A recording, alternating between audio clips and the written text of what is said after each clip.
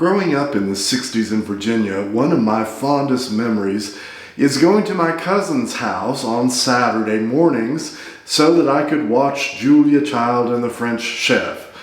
Her TV antenna was much stronger than ours, and she picked up the local PBS station. It was wonderful watching Julia, but the only point faible was that it was in black and white, and grainy black and white. These episodes have been re-released, and of course you can look them up, and you miss seeing color. Julia talks about color all the time, and you have to imagine it. So I thought it would be nice to recreate her ham dinner in 30 minutes and show it to you in living color.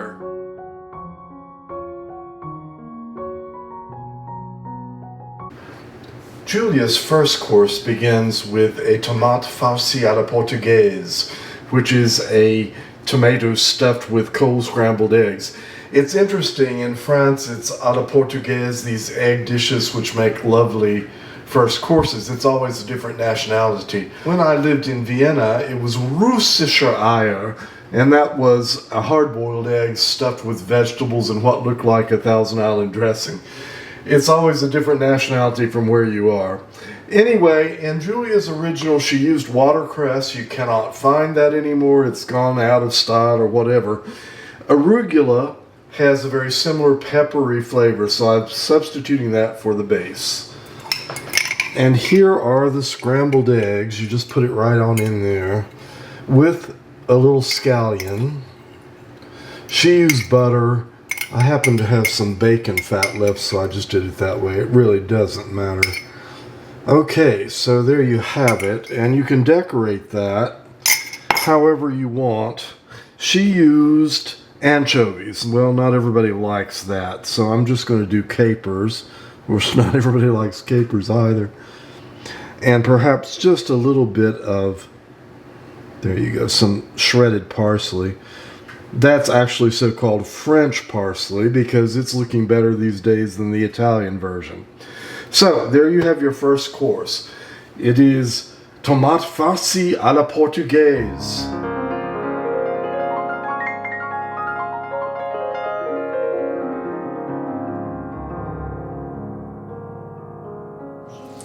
For our jambon, I have just started by browning some ham steaks here, just very lightly. They're done, so I'm going to remove that from the pan. And then in goes a few more of these minced scallions, and I obviously need to turn that on. And let that sizzle for a minute.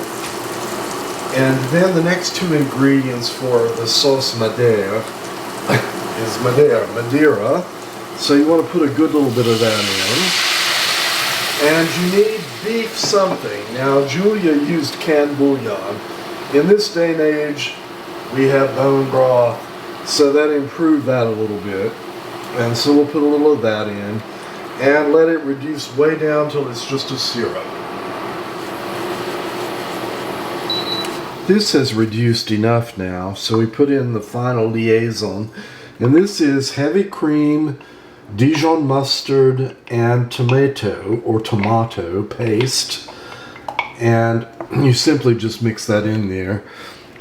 It won't curdle because the cream will hold it together. And then what you can do is you just put your ham that you previously cooked back in this. And it will hold now until you're ready to serve. Or you could, of course, if it's cooled too much, you'll rewarm it right before you serve it. But at that point, it's stable. I wanted to say that it's a little odd that in France these days, you won't find pork products on the menu of any haute cuisine establishment. It's kind of gone out of favor or considered low class or whatever. I don't understand it.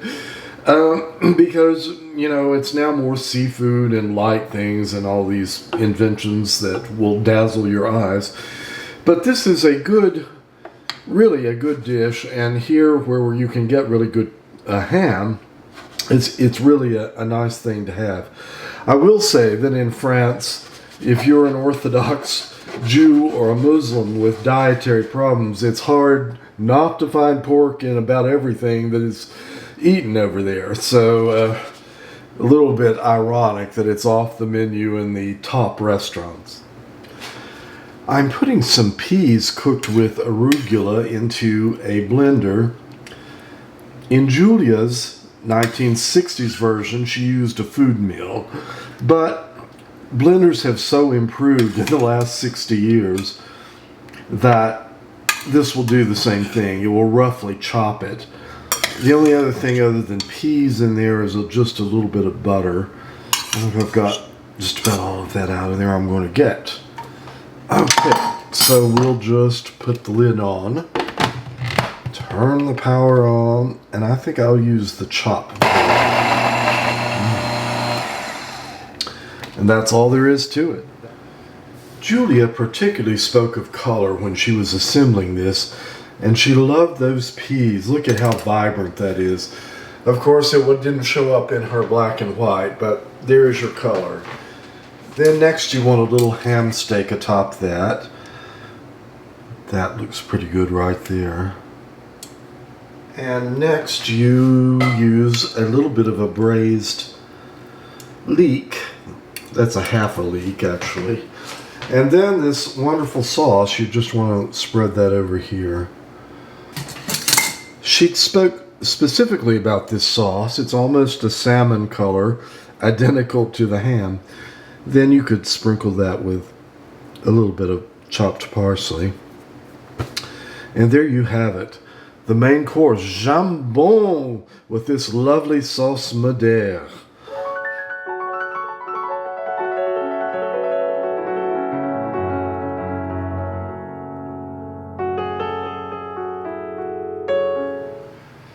Julia's last course was Cerises Jubilee, or Cherries Jubilee.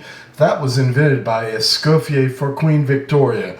Kind of an old recipe, but kind of fun nonetheless. And it occurs to me this would be just the perfect thing for Valentine's Day because you ignite it with cognac. That would certainly light a flame. Traditionally, it's served over vanilla ice cream, and I'll show you that and also put the fire to it in just a second.